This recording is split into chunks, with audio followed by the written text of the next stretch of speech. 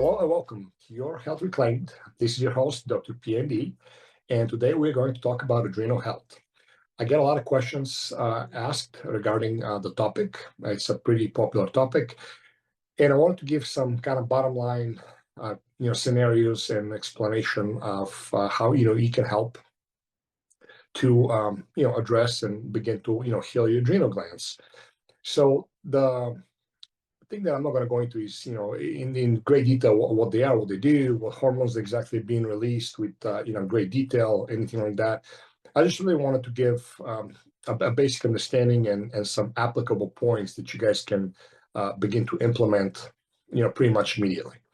So the adrenal glands are obviously are small little organs that are, on top of the kidneys, and they are part of the hypothalamic pituitary thyroid adrenal axis, or what's called the HPTA axis. And these are comprised of very complex systems of hormones and feedback mechanisms that ultimately coordinate physiological response to stress. Okay, this is what it boils down to. When you have any kind of adrenal dysfunction, and there's two types, there's hyper responsiveness and hypo responsiveness. We're going to talk about these. Due to prolonged stressors, you're gonna get dysfunction. Okay, that's ultimately what's going to happen. So the things that cause dysfunction in the adrenal glands in our society is psychological stress. That is hands down the biggest aspect that I see that really pushes people over. Whether from some kind of traumatic event, struggling from grief, from a loss of a loved one, to major stress life events such as losing jobs, divorces, separations, major moves, and so forth, or just the daily grind of constant financial stresses, familial conflicts. Just a combination for most people is really a lot of combination of all of the above that I mentioned. And the majority of the stress is that where it comes from. Now, we're not talking about any kind of medical diagnosable diseases such as Addison or Wilson's disease. We're just talking about the stress response. People that they're stressed out, they're not feeling well, they're not doing well, and the adrenals, again, they're part of the stress response organs, and they get taxed. They get to the point they get dysfunctional. Now, physiological factors obviously play a role to some point or another, and that is mostly due to our lifestyle factors of physical factors such as chemicals in our food system, chemicals in our in our living daily environment, such as prolonged exposure of toxins, from our food supply, from, like I said, from, skincare, from just daily living, and also from endogenous toxicity, which, is produced from our metabolism, especially when we have a dysregulated gastrointestinal system dysfunction, something with going on with the GI. So you definitely have the physical aspect of strain for the adrenals, such as poor food supply, like I said, chemicals. People eat obviously overly processed food all the time, or very often, alcohol consumption, tobacco consumption. All those things ultimately damage the body as a whole, and the adrenals ultimately are part of the body, obviously, so that they get hit as well. But stress from daily living and situations is really the biggest damage that people get. I know a lot of people talk about heavy metals, and again, toxicity and environmental pollutants and stuff like that, and they can, they definitely do play a role, but the major hits are definitely psychological triggers, from life, which some of them are in our control, and some of them are beyond our control. So when it comes to adrenal health, there are two scenarios that take place. When the adrenal glands get stressed out, first they're going to try to overcompensate and obviously deal with the stressors and they go in what's called a hyper-responsiveness, okay, or hyper-responsive state. This is when the hormones that the adrenals produce, such as the glucocorticoids, which is cortisol and cortisone, and the catecholamines, which are the epinephrine or norepinephrine, get overly produced, and they're highly elevated, and they stay elevated chronically for persistent period of time. After that stage, when the body's unable to deal with that stress, you go into what's called a hypo-responsive state, where you have a dysregulation and downregulation of the adrenal function, and those hormones actually become exhausted and start seeing lower. So we're going to talk about the hyper-responsive and then the hypo-responsive. It is much easier to establish balance and bring the adrenals to homeostasis and heal them when you're into the hyper-responsive state. This is when the stress is obviously mounting up, and the body is still actively trying to overcompensate that stress and deal with the stress. And when it comes to a point it's unable to, again, it starts to shift down into a hypo state. So to address hyper-responsiveness, we have to mitigate the external stressors immediately, first and foremost, through lifestyle and behavior modifications. I know people like a quick fix. Perhaps you guys are hoping that I'll give you some supplement names and some nutrients that you can take and be on your merry way. Unfortunately, it does not work that way. And as I said from the very get-go in this podcast, I will always speak transparently and I always speak the truth, even though if you might not like it or perhaps it's not popular, but I owe you that. So I'm telling you what works. Is anybody telling you that you can take some awesome supplements or a combination of supplemental protocols and be on your merry way is not going to happen. We definitely will talk about supplements. There's definitely nutrients that support adrenal health and overall body health. But, if to address these issues, you have to address lifestyle and behavior.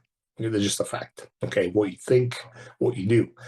So obviously, if you have a stressor, you have to either eliminate it or manage it by greatly decreasing it. I'll give you an example with exercise. I'll have clients that will come to me for different issues, and part of their lifestyle, which is obviously a good thing, is they'll do a lot of exercising, and that's great. But they're over-exercise. So they do CrossFit 3 to 5 times a week, then do cardio, then do other stuff. Then I'd like to, party on the weekend, have a good time, work, not sleep a lot. And initially, especially if they're having a good time living, people not dying, there's no bad things are happening, they're making money.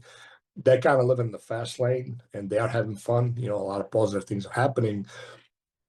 That stresses them out. That stresses the adrenals out, and they go into a hyper-responsive state, and they will eventually, without fail, burn out. So the first thing that I tell them to is, okay, you need to, lower the amount of exercise, volume, frequency, and intensity, okay, until, we address that. And then from that, we have to see what your physical limits are that you can handle stress from exercise, in this case, that do not throw you back into hyper-responsive state, basically overtraining. Another aspect is, people, they're people pleasers. So they try to please people and they don't say no to anything. They're the ones that sign up for everything. They take upon stuff. They have the mentality usually of, listen, it's easier for me to do it. Let me take care of it. I'll take care of it. I don't need any help. Those types of personalities, they get overwhelmed a lot very quickly. Some obviously more than others, but nonetheless, anybody, I don't care how tough they are, they're going to reach a breaking point. And that's where you see the hyper-responsiveness. So these are, modifications in lifestyle and behavior that you have to consider. Only you can do that. So first thing you need to do is you need to take stock, okay? Do an inventory of what are your stressors in life. From there, divided in two categories. One, there's nothing I can do about these right now, whatever that is. Okay, say for example, somebody died, you're going through grief. That's a substantial stress, depending how close that person was to you, how much love you had for that person. The grief can vary greatly.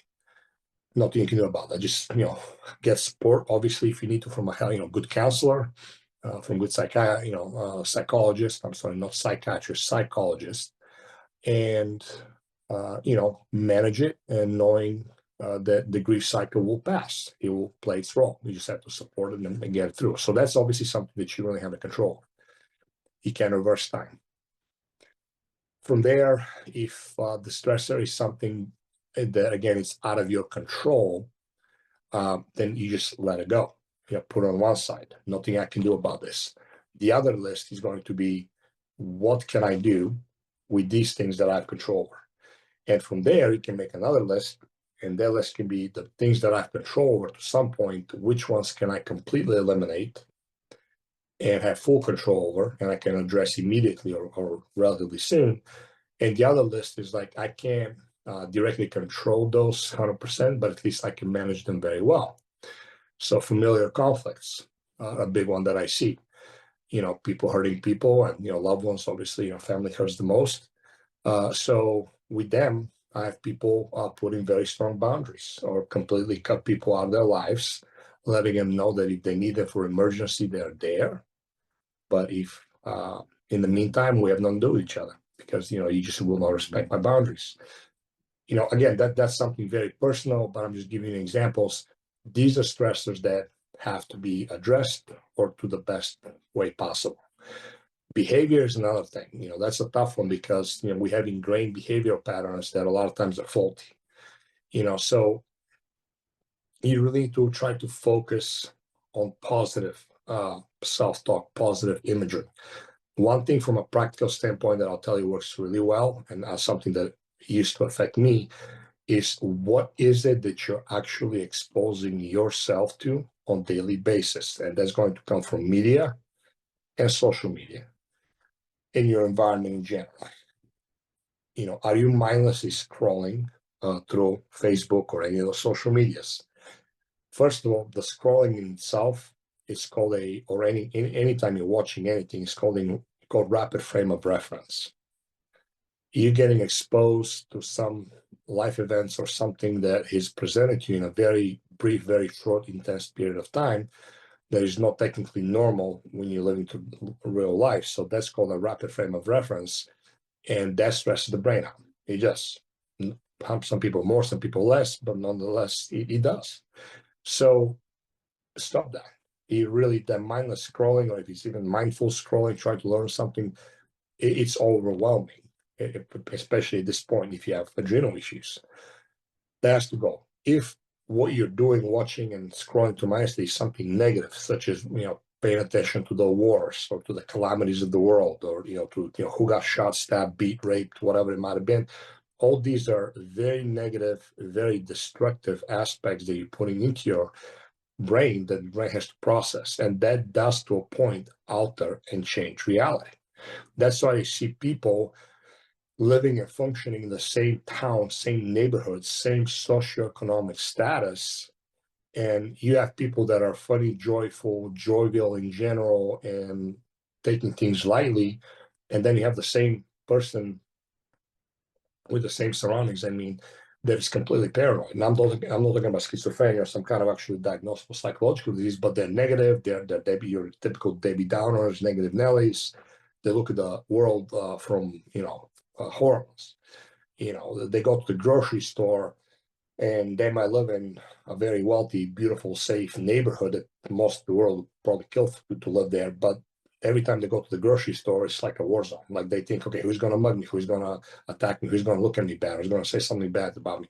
It's constantly. So they have the same exact physical surrounding in reality, but how they perceive it is completely different. And that constant negativity is conditioned. There's not something that they were born with. That's obviously they might have trauma as a child. Obviously, that's something that has to be addressed.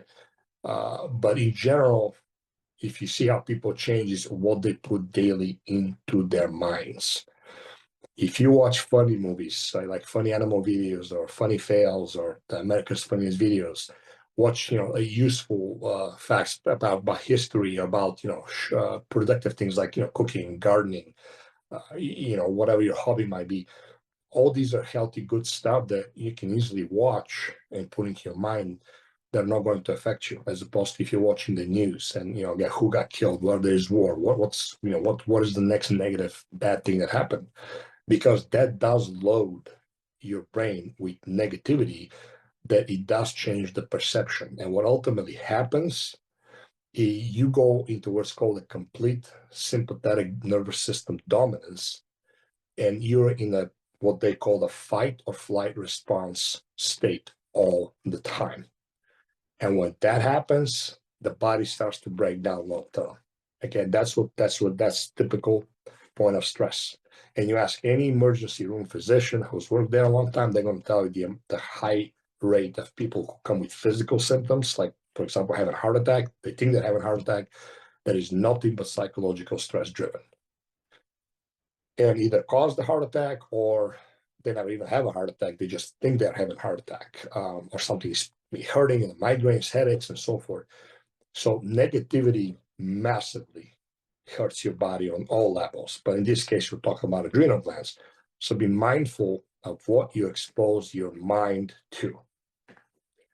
Stop watching the news. Stop, change the algorithms or the preference on your social media feeds or what it feeds you. If you watch war and negativity and even politics and whatever other things that people watch, negative, that's what's going to keep getting fed in you. These algorithms, that's what they're designed to do. So whatever your interests are, that's what they're going to keep putting in your face. So start to change that.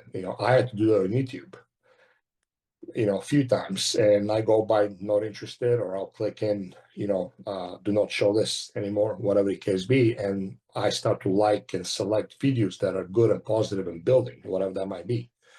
So really, I cannot emphasize how important this is, because if you think you're going to keep living the way you're living, not sleeping, stressing out, reacting all the time, watching negative, media and social media, and then take a supplement, a little bit of magnesium, that's not going to cut it. That's not going to be, you're wasting your time. So I'm telling you again, true and bottom line answers that really work. And that is, you need to address the stress in your behavior patterns. It's not easy to do, but it can be done. And if you're persistent, you will find a way. If you need help, get a good, life coach. Go see a good counselor, or both. So addressing the stress is huge. That is just absolutely. That goes in hand in addressing the sleep. I cannot tell you how vital sleep is. I know sleep has been talked to death, literally, so I'm not going to go into that. But you need to address the quality and the quantity of your sleep. Okay, there are many resources out there. It's actually really simple. It just, again, boils down to behaviors. And one of the things is watching screens at night, especially violence, news, negativity, and you going to bed with that. Okay, as opposed to watching or reading, even better, something taken on the screens completely, and reading something beneficial and healthy and positive. Okay, it can be comedy, it can be fun, it can be something that romantic novel. It really doesn't matter. It just makes a difference, all the difference, really. So address the sleep. Okay, when it comes to hyper function, okay, going back to now, what can we do? Okay. So diet is anything. You're going to hear me say this over and over again. That is the fundamental, supreme, foundational basis that if it's not addressed, nothing else is going to really change. I don't care what you do. Diet. What diet are we talking about? Okay, so when it comes to adrenal health, whether it's hyper or hypo, the worst you can do is be on a ketogenic diet or a low, or let alone very low carbohydrate diet. You want to eat healthy, unprocessed, unrefined sources of starch, such as organic white steamed rice, sweet potatoes, yams, any kind of form of potatoes, basically any tubers. Okay, that are out there. I mean, there's at least 15 varieties that you walk to the store. Whole Foods, Sprouts, it says an insane amount. Obviously things like quinoa and millet, buckwheat. It doesn't matter. Anything there's a low glycemic, complex, whole food, nutrient dense starch. Okay, I'll keep that 30 to 40% of my daily calories. Okay, when you deal with stress, the last thing I want to start doing is cutting out carbohydrates. Okay, carbohydrates are very much needed for thyroid and adrenal glands, which those two are extremely connected. Next one podcast that I'm actually going to do is going to be on thyroid health. So this hinges on what I'm going to talk about. Okay, so remember that. But carbohydrates. Second, healthy proteins, high quality, organic, pasture raised source of protein, or if it's fish, obviously wild caught, safe, low heavy metal, low toxic fish. Okay. Things like anchovies, sardines, herring, mackerel, obviously wild caught salmon, high quality cod. These are really good forms of protein that from a seafood stand. Shellfish perfectly fine. Again, it's just where is the sourcing from? Is the shrimp or the scallop sourced from a clean environment? That's you have to pay more attention to that. So the sourcing has to be important. When it comes to meats, are they grass-fed, pasture-raised, like organic? Massive difference. But these high-quality food protein sources are very important. The third is healthy fats. And healthy fats, again, from organic, pasture-raised eggs. Don't separate the yolk. The yolk is where really the nutrition is. Grass-fed organic butter or ghee. True high quality avocado oil. Avocado oil is very bastardized and very imitated and of low quality a lot of times because of its popularity. Coconut butter, coconut oil, again, virgin, unrefined, organic. First cold pressed organic olive oil from a single origin. Very important. Okay, that's another thing. Obviously, organic grass-fed beef tallow, but if you're eating something like salmon or wild caught salmon, you have a lot of healthy fats in there. Eggs, a lot of healthy fats in there. When you eat organic grass-fed beef, don't buy the 95, 96, 97 lean. Get something like 85 to 90. So there's some good healthy fats in there. Ultimately, when it comes to adrenal health, you want to have high nutrient dense foods, eliminate processed foods, especially sugars. Okay. And the meals need to be well balanced. Like I said, the meal should have a good, healthy starch, high quality protein, animal-based protein, and also healthy fats. You can have obviously a lot of vegetables. That's a no-brainer. The question is going to be with the vegetables, do you have digestive issues and can you actually digest fiber?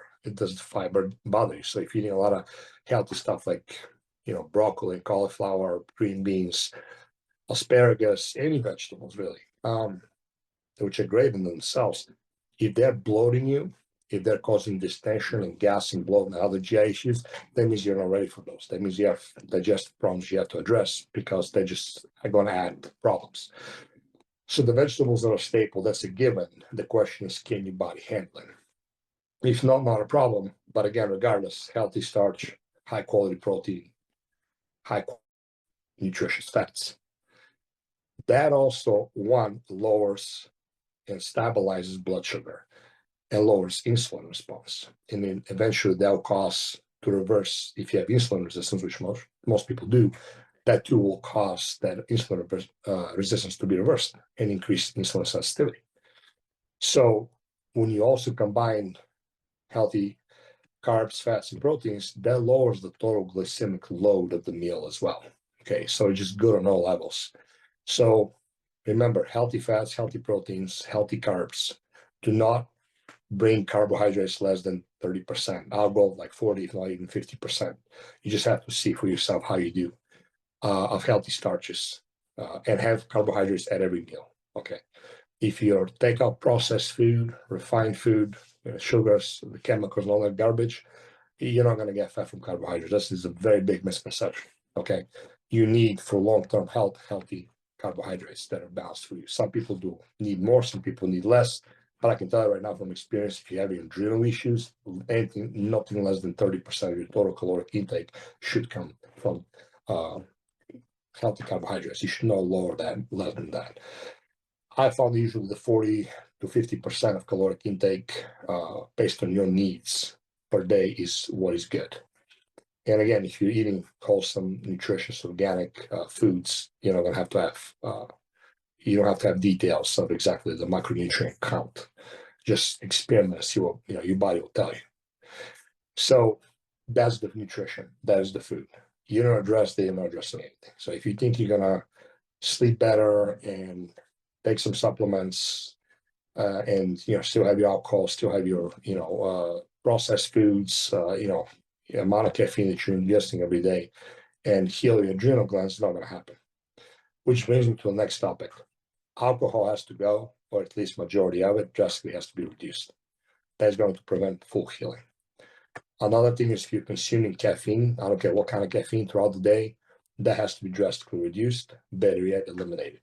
Okay, because anytime you consume caffeine, you are stressing your adrenal glands. You're asking to work more. Somebody who is a healthy, normal person, not a problem at all. I mean, as long as they're keeping caffeine within the healthy limits for themselves.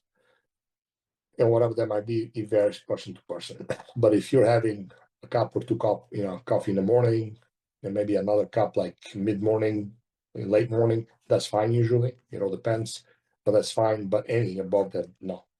Another thing is stop drinking conventional coffee. Conventional coffee is loaded with herbicides and pesticides and fungicides. That's one of the most grown crops in the world. In inorganic coffee, conventional coffee, going conventional ways, are loaded with chemicals that do harm your endocrine glands, which the adrenals are part of that. Switch to organic coffee. Better yet, switch to green tea temporarily, organic green tea. Again, nothing past 12 noon. The best case scenario, get off of caffeine completely. And I mean completely for the time being while you're healing your adrenal glands. I understand that's tough to do, so I'm just giving you options, and in reality, choice is yours what you want to do. So we have the diet, we have the alcohol elimination, you definitely have the caffeine reduction, or even better yet, elimination. And now we're going to talk about supplements. First of all, before I get to supplements, real quick, don't assume you have hypoadrenals or any kind of adrenal stress, unless, and I'm talking about the true sense and true definition of it, unless you do test. Don't guess, test. Best test to get that is that we use is the adrenal stress index test, is the SII, and there's a 4-point salivary cortisol test. Okay, very simple, very effective, very accurate. Another test that I use in conjunction with that, depending, is a organic acid profile test, which looks for the central nervous system and neurotransmitters. It looks at vitamins, minerals, and a lot of different metabolites that are part of many aspects. But in this case, be able to really assess and diagnose a dysfunction in the adrenal glands. So these 2 tests are a staple, okay, to be able to get to truly know, one, if you really truly have any kind of dysregulation and stress in the adrenal glands, and if so, how bad is it? Which ultimately is going to be looked at. Do you have hypo or hyper?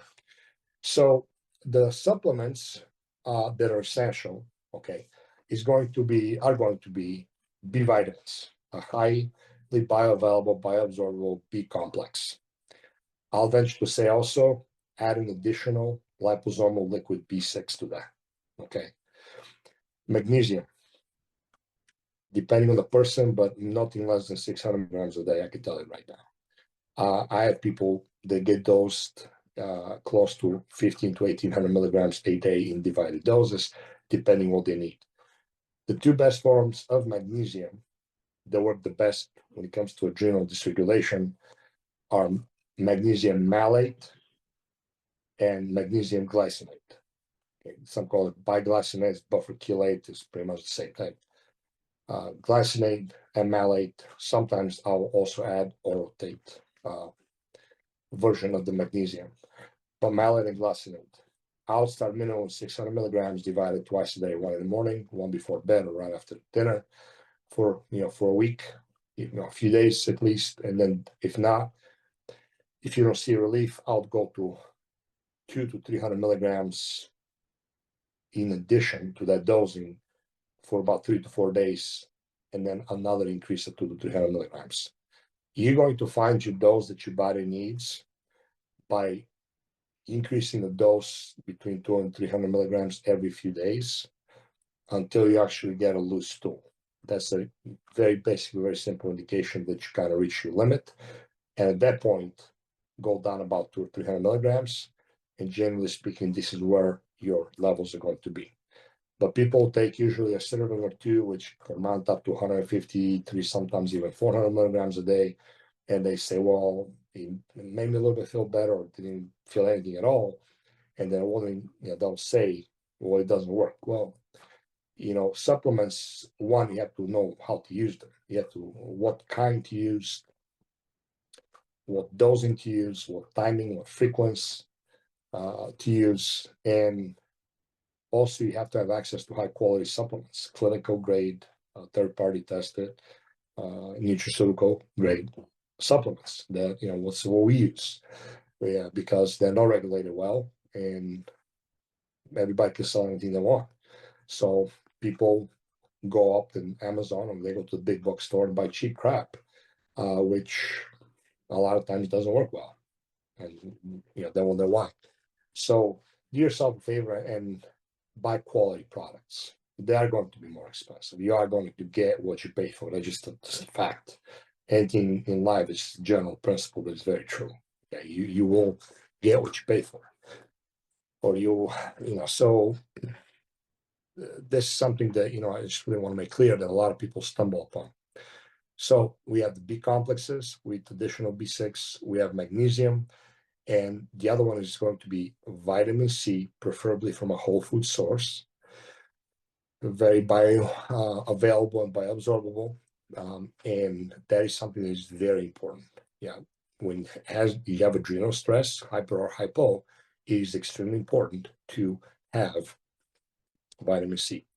So B complexes, additional B6, magnesium, the right kinds, remember malate, glycinate, at least 600 milligrams starting per day in divided doses and going up to 300 milligrams every few days until you reach your level. And also vitamin C. Vitamin C, depending if it's a natural source, that can be dosed depending again on the person, but up to 1,200 to sometimes 2,500 milligrams a day in divided doses. It all depends. You just have to experiment. It has to be high quality.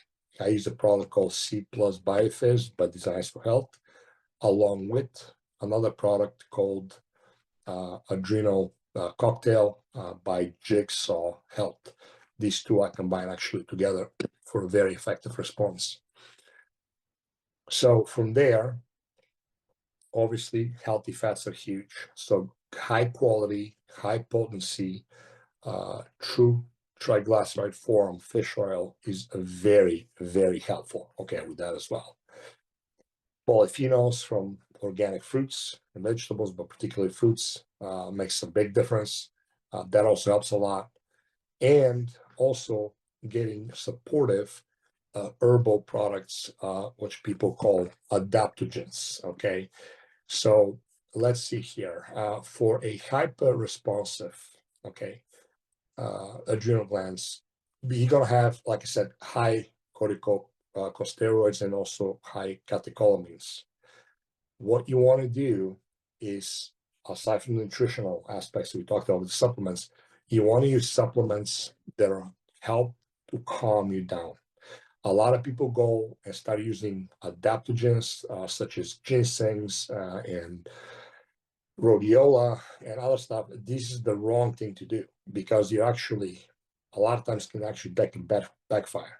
These things are used in a hypo state, but the best things to do for a hyper state is calming things, such as taurine, L-theanine, like we talked about, extra B6, valerian root extract, phosphatidylserine, lemon balm extract, passion flower extract, again, from certified organic, high quality herbal sources. Okay.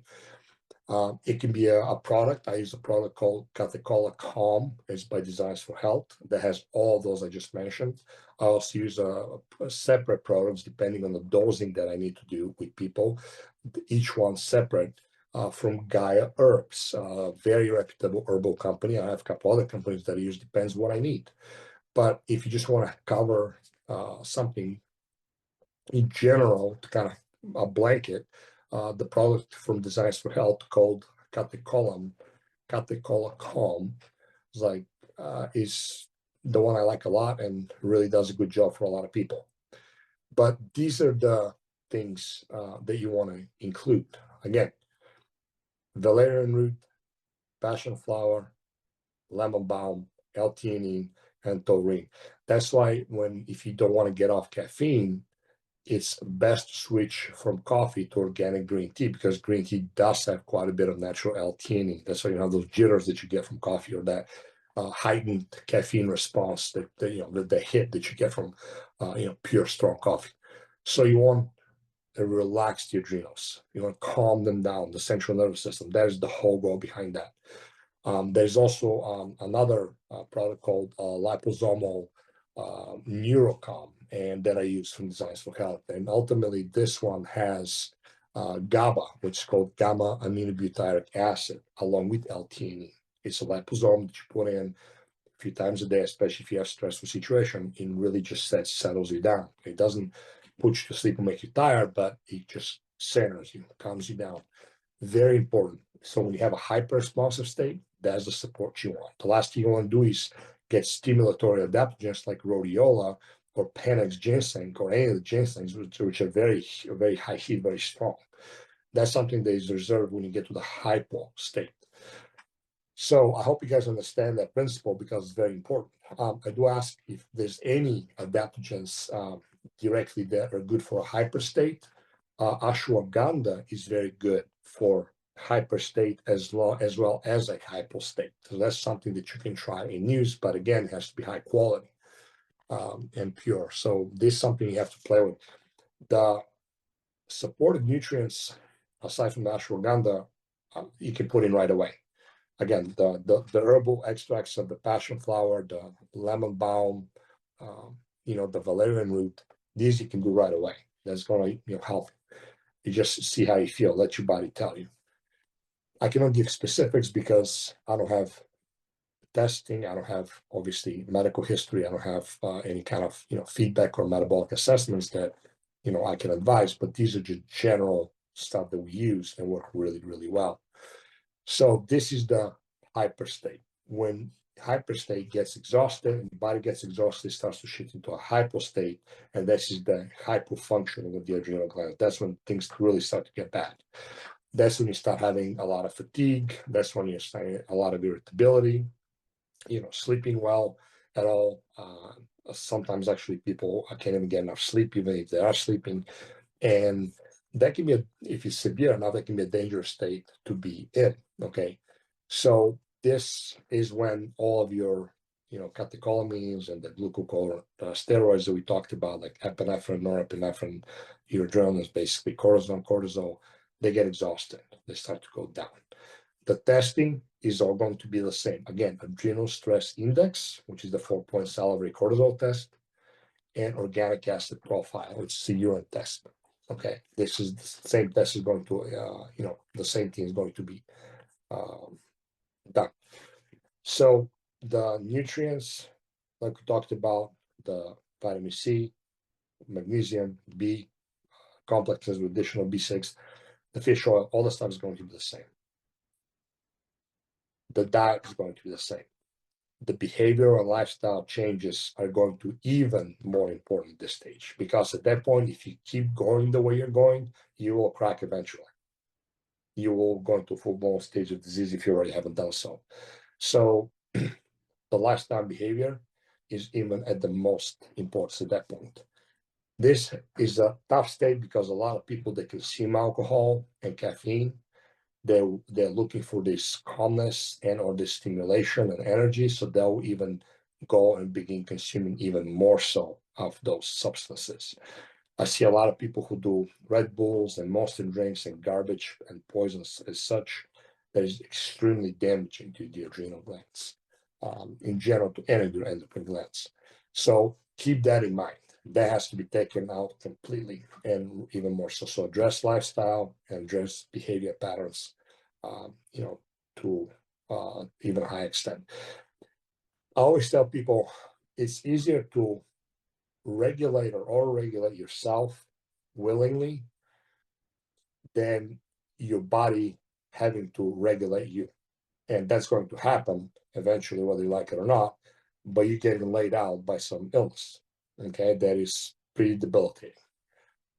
So, take stock now, take responsibility now, because it will be much easier, much cheaper, ultimately in the long run, and much, much more pleasant than you having to have to be regulated by your body by default.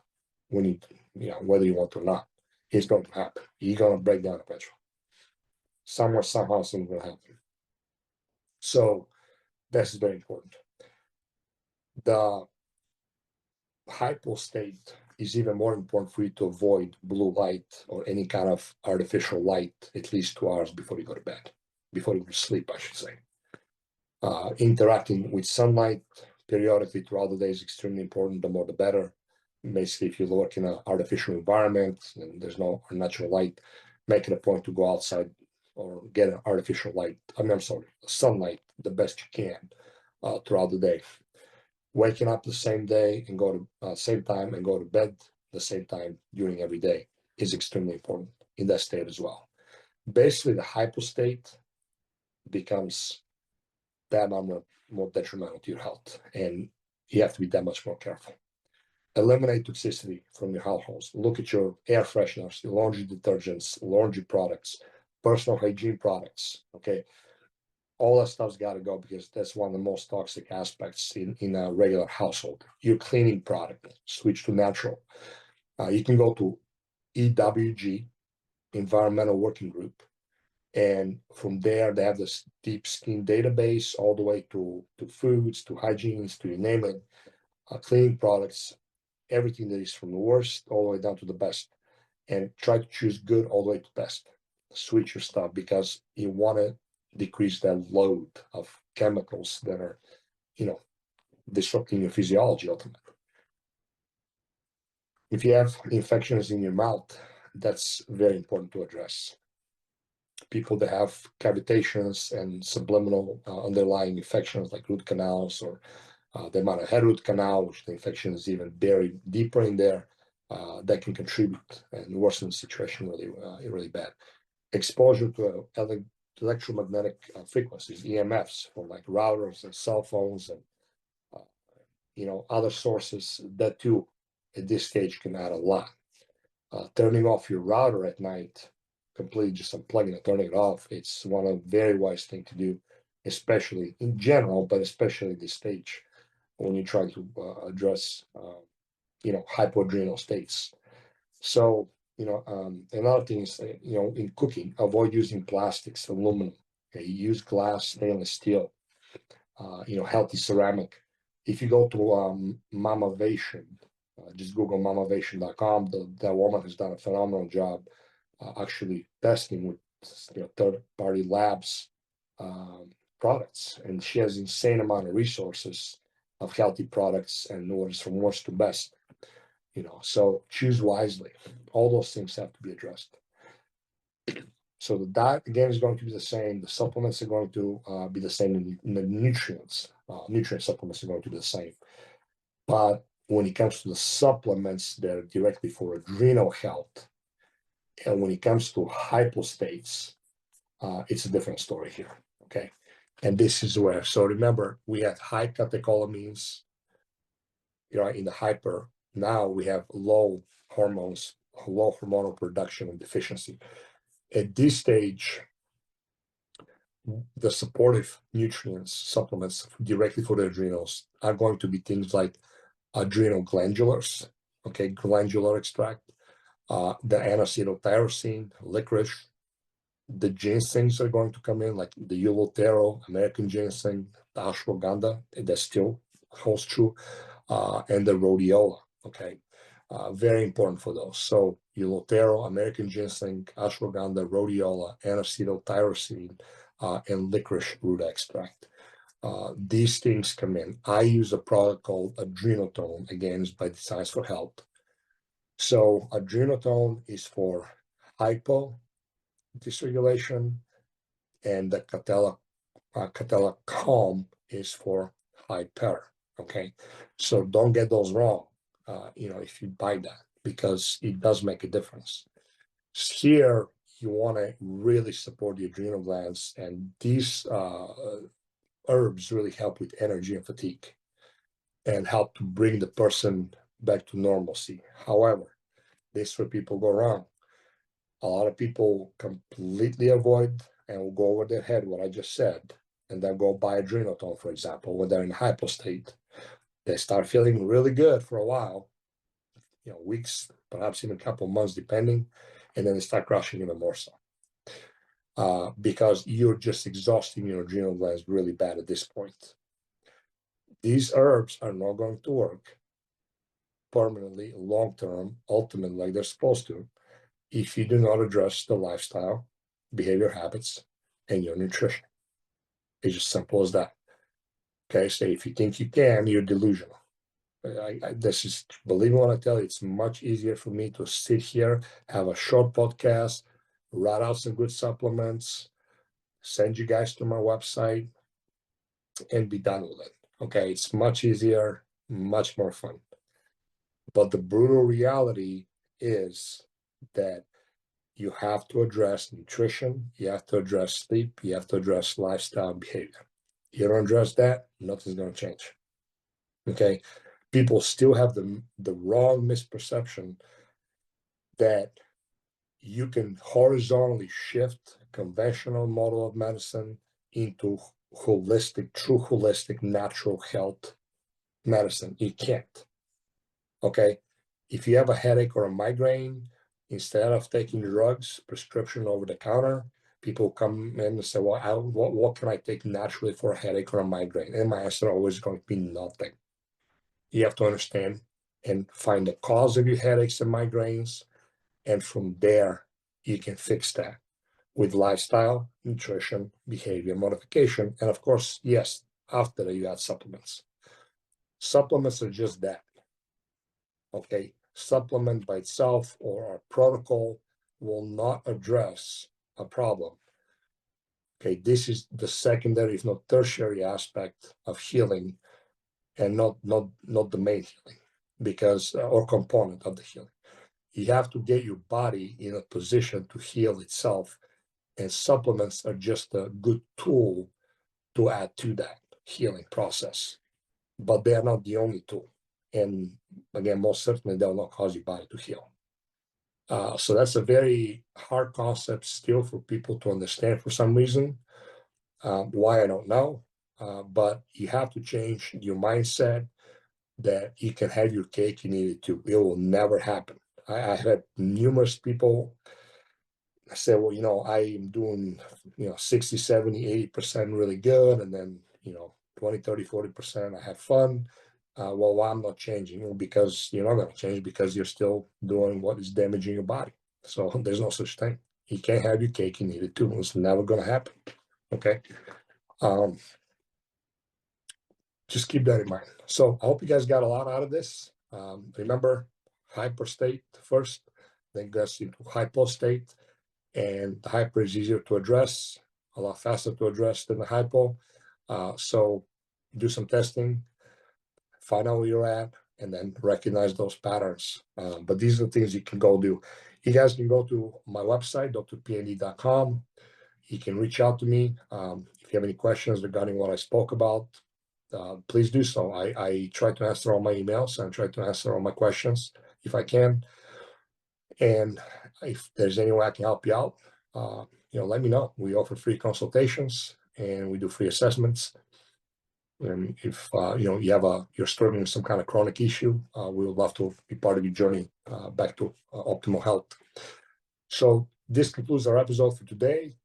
And next episode is going to hinge on this one, and we're going to talk about thyroid health and particularly hypothyroidism, which again, that's not a popular condition, very popular condition, a topic that people always ask, have concerns about. So I hope you guys have a blessed day, and until next time.